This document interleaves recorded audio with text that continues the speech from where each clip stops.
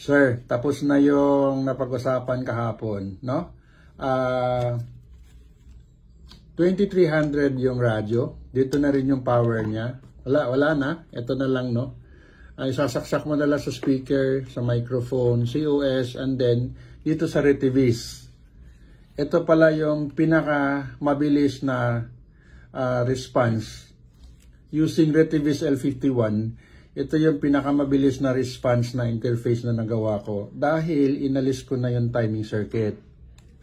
Yes, dahil hindi na tayo nagre-rely dito sa itong ilaw na to, no? Hindi na siya. So, instant na siya. Kapag may lumabas na audio, automatic, ita-transmit niya.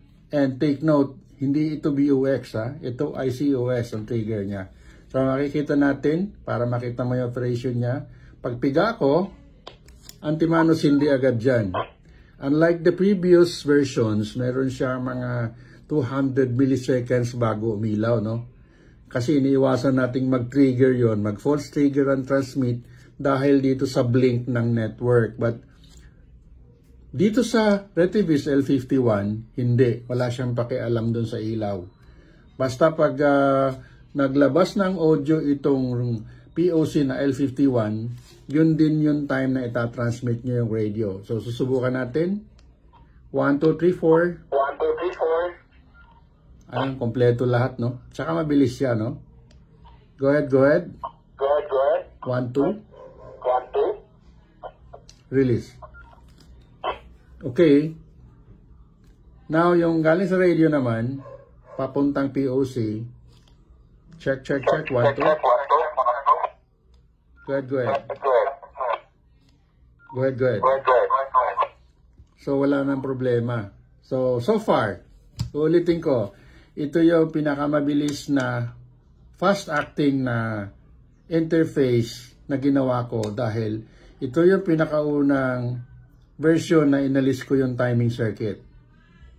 Pero sa ibang model, no, hindi po pwede, no? Only for Retivis L51. So para sa akin, pinakamabilis yung output nito, pinakamabilis mag-act itong interface na ginawa ko only sa Retivis L51. And mabilis lang. 'Di ba sir, kahapon lang tayo nag-usap. Mabilis lang, and ganitong design could be completed in just 3 hours, no? Kung talagang tutuusin. 2 to 3 hours, tapos na po ito. So, that's it. May habol kong i-ship ito before lunch. So, once again, testing tayo. 1, 2, 3, 4. Mabilis talaga siya, no? So, pagpiga ko ng PTTs, hindi agad yun RTX. Yan. 1, 2, 3. 1, 2, 3, 4. Okay. Maraming salamat.